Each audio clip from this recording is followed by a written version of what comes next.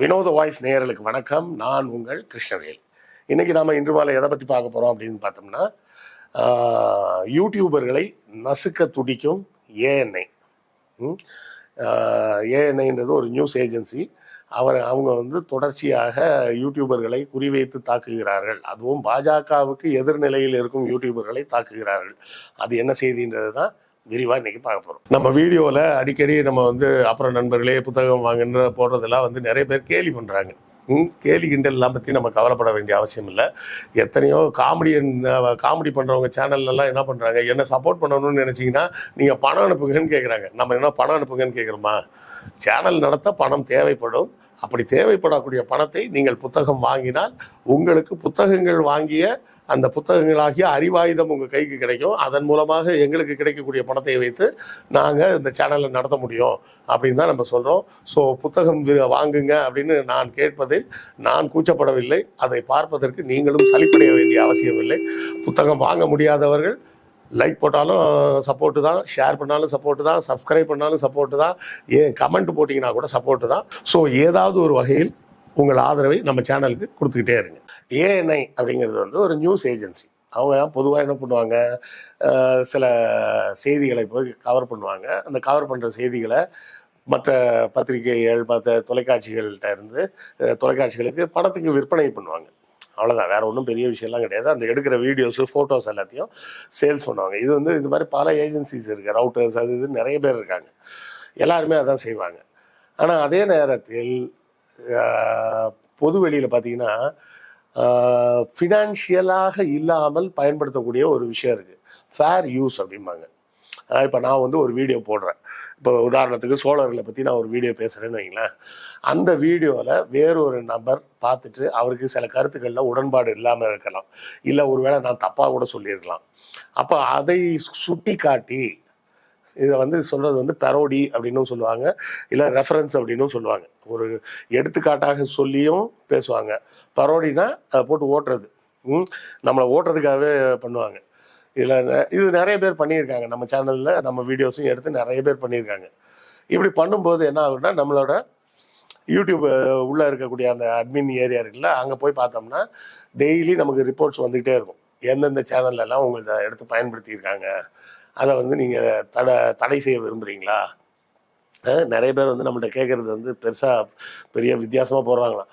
என்னுடைய கமெண்ட்டுகளை ஏன் மறைக்கிறீர்கள், உங்களுக்கு அவ்வளோ தைரியம் இல்லையா அப்படின்லாம் போட்டுக்கிட்டு இருக்காங்க. நமக்கு என்ன பயம்? நாமெல்லாம் கலைஞர்கிட்டருந்து கற்றுக்கிட்டு வந்தாள். கலைஞர் தான் இந்தியாவில் முதலாக ட்விட்டர் பயன்படுத்திய ஒரு அரசியல்வாதி. அதன் பிறகு தான் எல்லாருமே வர ஆரம்பித்தாங்க. அப்போ கூட கலைஞர் போட்டிருக்க ட்வீட்டுக்கு கீழே வந்து கண்ணா அப்படின்னா அசிங்கமெல்லாம் திட்டிலாம் கமெண்ட் போடுவாங்க. அப்போ அதை நிர்வகிக்கக்கூடிய அந்த அட்மின் குழுவில் வந்து சொல்லியிருக்காங்க, ஐயா இது மாதிரிலாம் வருதுங்கய்யா, இதெல்லாம் டெலீட் பண்ணிடவா அப்படின்னு கேட்டிருக்காங்க.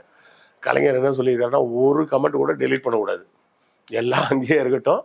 அதை பார்க்குற மக்களுக்கு தெரியும், அந்த கமெண்ட் போட்டவனோட லட்சணம் என்னன்றது தெரியும், அதனால அது கண்டிப்பாக இருக்கணும் அப்படின்னு சொல்லியிருக்காங்க. ஸோ அதை பார்த்து வளர்ந்தவர்கள் நம்ம போய் கமெண்டெல்லாம் ஏன் தடை செய்ய போகிறோம்? கமெண்ட்டை விட்டுருங்க, நம்ம வீடியோவையே டவுன்லோட் பண்ணி அதை ஃபுல்லாக போட்டு நான் அதுக்கு பதில் சொல்கிறேன்னு சொல்லிட்டு ஒவ்வொரு இடத்துக்கும் இதுக்கு இந்த பதில், இதுக்கு இந்த பதில்னு சொல்லிலாம் வீடியோ போட்டிருக்காங்க. அதாவது இந்த மொஹாக் அப்படின்னு சொல்லி இப்போ ஒரு நபர் வட இந்தியாவை சேர்ந்தவர் தான். அந்த மொஹாக்ன்ற நபர் என்ன பண்ணியிருக்கிறாருன்னா, 2 வீடியோ போட்டிருந்திருக்காரு. ஒரு வீடியோ வந்து 29 நிமிஷம், இன்னொரு வீடியோ வந்து 34 நிமிஷம். அதில் அவர் வந்து ஏஎன்ஐயோட கிளிப்பை வந்து பயன்படுத்தி இருக்கிறார். எவ்வளோ நீளத்துக்கு? இந்த 29 நிமிடம் ஓடக்கூடிய கிளிப்பில் வெறும் 9 செகண்ட் அப்படின்னு 9 செகண்ட் வர்ற மாதிரி அவர் கிளிப்பை யூஸ் பண்ணியிருக்காரு. இந்த 36 நிமிஷம் ஓடுற வீடியோவில் ஒரு 14 செகண்டோ என்னவோ வர்ற மாதிரி அந்த கிளிப்பை யூஸ் பண்ணியிருக்காரு. இப்போ நான் சொன்னேன் பார்த்தீங்களா, நம்மளுடைய யூடியூப் அட்மின் பேனலில் உள்ளே போய் பார்த்தோம்னா எங்கெல்லாம் வந்து நம்ம வீடியோ பயன்படுத்தப்பட்டிருக்கு, எந்த சேனலில் பயன்படுத்தியிருக்காங்க, எத்தனை பர்சன்டேஜ் பயன்படுத்தியிருக்காங்கன்றதும் சொல்லும். நமக்கு வர இது பூராமே இப்படி தான் வரும். சார் 100% யூஸ் பண்ணியிருக்காங்க உங்கள் வீடியோவை, காப்பிரைட் கேட்கணுமா, நீங்கள் காப்பிரைட் ஸ்ட்ரைக் அடிக்கிறீங்களா அப்படின்னு கேட்பாங்க. நம்ம அதெல்லாம் ஒன்றுமே சொல்கிறது கிடையாது, அப்படியே விட்டுருவோம். நான் அந்த செக்ஷனே போய் பார்க்க கூட மாட்டேன். என்னன்னா, ஒரு பொது வெளியில் வரும்போது 4 பேர் பேச தான் செய்வான். அவன் பேசுறதுல நியாயம் இருந்தால் நம்ம அதை எடுத்துக்கலாம். அந்த பேசுறதுல நியாயமாகவும் உண்மையிலே நாம தப்பு செஞ்சு அவன் அதை சுட்டி காட்டியிருந்தானா நம்ம அதை எடுத்துக்கலாம். அவன் காண்டுக்கு அவன் எதையாவது உளறி வச்சிருந்தான்னு வச்சுக்கிங்களேன், அதுக்கெல்லாம் நம்ம வந்து பதில் சொல்லணும்னு அவசியம் இல்லை. அதே நேரத்தில் இது வந்து என்னோட காப்பி ரைட்டு அப்படின்னு சொல்லி நான் கம்ப்ளைண்ட் கொடுத்தேன்னா அந்த வீடியோவை தூக்கிடுவாங்க. எதுல? யூடியூப்லேருந்து தூக்கிடுவாங்க அந்த அவங்க போட்டிருக்க வீடியோவை. ஆனால் உண்மை என்னன்னா இந்த வீடியோக்களை அப்படி நம்ம பிளாக் பண்ணது கிடையாது. நாம என்ன பண்றோம், ஒரு 15 நிமிஷம் வீடியோ 20 நிமிஷம் வீடியோ ஃபுல்லாவே யூஸ் பண்ணியிருந்தா கூட சில பேர் நினச்சிக்கிறாங்க அந்த வாய்ஸ் வந்து ஸ்பீடாக வச்சுட்டா அது காப்பிரைட்டில் வராது அப்படின்னு நினச்சிக்கிறாங்க. அப்படிலாம் கிடையாது. நீங்கள் எந்த ஸ்பீடில் வச்சாலும் அது வரும். சரியா? அதை வந்து நாம் வந்து பெருந்தன்மையாக கடந்து போயிடுறோம். சரி, அது அவங்க நமக்கு சொன்ன கருத்து அவங்களுக்கு பிடிக்கல, அந்த கருத்துக்கு பதில் கருத்து சொல்கிறாங்க, தாராளமாக சொல்லட்டும் அப்படின்னு சொல்லிட்டு நம்ம விட்டுறோம்.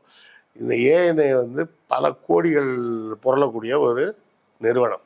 அந்த நிறுவனம் என்ன பண்ணி வச்சுருக்காங்க, ஒரு சாதாரண யூடியூபர் அவனை கூப்பிட்டு மிரட்டி என்ன கேட்டிருக்காங்க தெரியுமா? நஷ்டஈடு 45 லட்சம் கேட்டிருக்காங்க. இப்போ இந்த நபரின் முன்னால் இருக்கக்கூடிய ஆப்ஷன் என்னன்னா 2 தான். ஒன்று, அந்த 45 லட்சத்தை ஏஎன்ஐக்கு பணம் கட்டணும். கட்டி அந்த ஸ்ட்ரைக்கை வந்து ரிமூவ் பண்ண சொல்லணும். காப்பிரைட் ஸ்ட்ரைக்னு சொல்லி கொடுத்துருக்காங்கல்ல, அதில் என்னென்னா 2 காப்பிரைட் ஸ்ட்ரைக் வந்துருச்சுன்னு வச்சிங்களேன், ஆட்டோமேட்டிக்காக சேனல் பிளாக் ஆகிடும். இந்த ஸ்ட்ரைக்குகள் வந்து பார்த்தீங்கன்னா பல விதமாக இருக்கும். அதாவது என்னென்னா, ஒன்று வந்து எல்லோ ஸ்ட்ரைக்குன்னு அடிப்பாங்க. எல்லோ ஸ்ட்ரைக்னால் வெறும் வார்னிங் தான். அதில் வந்து காப்பிரைட் பிரச்சனைலாம் இல்லை. இதில் வந்து விளம்பரங்களை நாங்கள் போட மாட்டோம், ஏன்னா இது வேற ஒருத்தரோட வீடியோவை நீங்கள் பயன்படுத்தியிருக்கிறதாக கிளைம் இருக்குது, அதனால் ஃபுல் காப்பிரைட் ஸ்ட்ரைக் இல்லை, ஆனாலும் இது வந்து மீறிய செயல் தான், அதனால் விளம்பரங்கள் மட்டும் போட மாட்டோம், இந்த வீடியோ மூலமாக உங்களுக்கு ரெவென்யூ வராது அப்படின்னு சொல்கிறது. ரெட் ஸ்ட்ரைக் அப்படின்னு சொன்னால் என்ன அர்த்தம்னா, நீ வந்து அப்பட்டமாக ஒருத்தன் ஃபுல்லாக பயன்படுத்தி பணம் சம்பாதிக்க பார்க்குற, அதனால உனக்கு தர முடியாது அப்படின்னு சொல்லி அடிப்பாங்க. அது 2 முறை காப்பிரைட் ஸ்ட்ரைக் அடித்தாங்கன்னா, மொதல் ஆப்ஷன் என்னென்னா, இது வரும்போதே நாங்கள் வீடியோவில் ரிமூவ் பண்ணிடுறோம், எங்களுக்கு அந்த ஸ்ட்ரைக் வாபஸ் ஆகுங்கன்னு கேட்கலாம். அப்போ கூட 3 மாதம் வந்து சேனல் சஸ்பெண்ட் ஆகும்.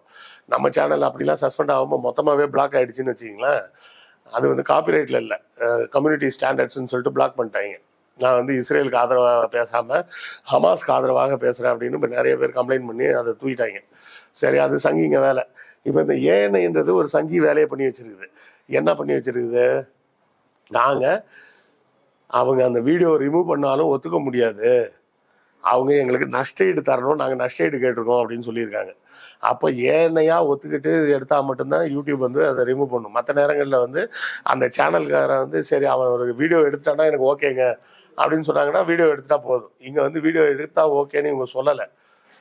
அதுவும் ஒரு சாதாரண யூடியூபர்கிட்ட கோடிக்கணக்கில் பணம் பொருளக்கூடிய ஒரு பெரிய நிறுவனம் என்ன சொல்லுது, எனக்கு 45 லட்சம் ரூபாய் நஷ்டஈடு கொடு அப்படின்னு கேட்குறாங்க. இது வந்து அநியாயமா இல்லையா? உரிமைகளை பறிப்பதா இல்லையா? இவ்வளோக்கும் அவர் யூஸ் பண்ணியிருக்கிறது 9 செகண்ட். 1 நிமிஷம் வீடியோவில் 9 செகண்ட் இல்லை, 29 நிமிஷம் வீடியோவில், கிட்டத்தட்ட அரை மணி நேரம் ஓடுற வீடியோவில் ஒரு 9 செகண்டுக்கு யூஸ் பண்ணியிருக்காரு. ஒரு ரெஃபரன்ஸுக்காக இதை பாருங்கள் இந்த இதில் வந்திருக்கு அப்படின்னு. அதுக்கு உடனே இப்போ ஒன்று பண்ணுவோம், விஜயை பற்றி நான் பேசும்போது விஜயோட ஃபோட்டோவை காமிச்சேன்னு வைங்களேன், விஜய் உடனே எங்கள் பற்றியா என் ஃபோட்டோவை யூஸ் பண்ணியிருக்காரு, இது காப்பிரைட் அப்படின்னு சொன்னால் ஒத்துக்கலாமா? அப்போ யாருமே விமர்சனம் பண்ண முடியாது, எதுக்குமே எந்த ஆதாரத்தையும் காட்ட முடியாதுன்ற மாதிரி ஒரு இடத்துக்கு போகுமா இல்லையா? ஒரு சாதாரண யூடியூபர், அதாவது இண்டிபெண்டன்ட் ஜேர்னலிசம்னு சொல்லக்கூடிய இடத்துல காப்பிரைட்டுன்ற பேரில் அந்த ஜனநாயக உரிமை, ஒரு விமர்சனத்தை முன்வைக்கக்கூடிய உரிமையே பாதிக்கக்கூடிய அளவுக்கு கோடிக்கணக்காக டேர்ன் ஓவர் பண்ணக்கூடிய ஒரு நிறுவனம் செய்து அந்த நிறுவனம்னா அந்த நிறுவனம் பாஜகவின் கைகூலி. அப்போ இந்த மொஹாக்ன்றவர் மட்டும்தான் இதனால் பாதிக்கப்பட்டிருக்காருன்னா, ஏற்கனவே 2-3 பேர் பாதிக்கப்பட்டிருக்காங்க. குறிப்பாக இந்த பாதிக்கப்பட்டவர்கள் அனைவருமே யாருன்னா பாஜகவுக்கு எதிரானவர்கள். பாஜகவுக்கு ஆதரவாக பேசக்கூடிய யூடியூப் சேனலில் யாராச்சும் இதை பயன்படுத்தி இருந்தாங்கன்னா அப்போ இவங்க இந்த ஏஎன்ஐ வந்து கண்டுக்கிறதே இல்லை. அப்போ காப்பிரைட்டு தான் எனக்கு முக்கியம் அப்படின்னு சொன்னால் நீ எல்லாரையும் கேட்கணும். பாஜக ஆதரவு நிலையில் இருக்கக்கூடிய சேனல் பேசுனா அதை பற்றி கண்டுக்கிறது இல்லை, ஆனால் பாஜகவுக்கு எதிர்நிலையில் இருக்கக்கூடிய சேனல் பேசுனா உடனே கழுத்தை பிடிக்கிற அப்படின்னு சொன்னால் இது என்ன ரெட்டை வேடமா? அப்போ ஏஎன்ஐ ஊடகம் என்ற பெயரில் பாஜகவுக்கு பல்லக்கு தூக்குகிறதா அப்படின்ற கேள்வி வருது இல்லை. அப்போ பாஜக ஆதரவு எதிர்ப்புன்றதெல்லாம் இல்லை. யூடியூப் வந்து முதல்ல இதுக்கு ஒரு ஸ்டாண்டர்டை கொண்டு வரணும். குறைஞ்சபட்சம் இத்தனை செகண்ட் வரை இருந்தா, இல்லை மொத்த வீடியோவில் இத்தனை பர்சன்டேஜ் வரை வீடியோஸை பயன்படுத்தி இருந்தா அது காப்பிரைட்லாம் வராதுன்னு ஒரு ரூல்ஸை கொண்டு வரணும். சும்மா 5 செகண்ட் 10 செகண்டுக்கெல்லாம் கொண்டு வந்துட்டு அதுவும் காப்பிரைட்னு சொல்லிட்டு இருந்தால் ஒன்றுமே பண்ண முடியாது. எத்தனையோ சினிமா சேனல்லாம் வந்து என்ன பண்ணுறாங்க, ஏதாவது ட்ரெய்லர் எடுத்து போட்டு அவங்க வந்து விமர்சனம் மாதிரிலாம் பண்ணுறாங்க. அப்போ அதுவும் காப்பிரைட்டில் வந்துருமா? இப்போ எல்லாமே காப்பிரைட்டில் வந்துரும்னா யாருமே எதுவுமே பேச முடியாதுல்ல. ஸோ காப்பிரைட்டுன்றது எந்த லிமிட்டுக்கு மேலே போனால் காப்பிரைட்டு, எந்த லிமிட்டுக்கு உள்ளே இருந்தால் அது ஃபேர் யூஸ் அப்படிங்கிறதுக்கு உண்டான ஃபேர் யூஸ்னால் நியாயமான பயன்பாடு, அவ்வளோதான். நான் இப்போ ரஜினிகாந்தை பற்றி பேசும்போது ரஜினிகாந்த் ஃபோட்டோவை காமிக்காம நான் எப்படி பேச முடியும்? நாம் அதுக்கு தான், இந்த கர்மத்துக்கு தான் எதையுமே காட்டுறதில்ல. நம்ம பேசுகிறத விட மற்ற எல்லாம் நீங்களே கூகுள் பண்ணி பார்த்துக்குங்கன்னு சொல்லிடுறது. போன சேனல் பிளாக் ஆனதுலேருந்து இந்த முறை எதுவுமே நம்ம காட்டுறதில்ல. இந்த தேவையில்லாத வேலையாக வேணான்ட்டேன். ஸோ வேறு வழி இல்லை, நீங்கள் என் முகத்தை மட்டும் தான் பார்த்தாகணும். ஸோ இந்த ஏஎன்ஐ மாதிரி ஒரு பெரிய கார்ப்பரேட் ஜெயிண்ட் வந்து ஒரு தனி இண்டிபெண்ட் ஜேர்னலிஸ்டாக இருக்கக்கூடிய ஒரு தனி நபரை குறிவைத்து இப்படி தாக்குவது நேர்மையா, சரியா, தப்பா அப்படிங்கிற உங்கள் கருத்தையும் கமெண்ட்ல சொல்லுங்க. நானும் தெரிஞ்சுக்கிறேன். அடுத்த காணொளியில் சந்திப்போம். நன்றி, வணக்கம்.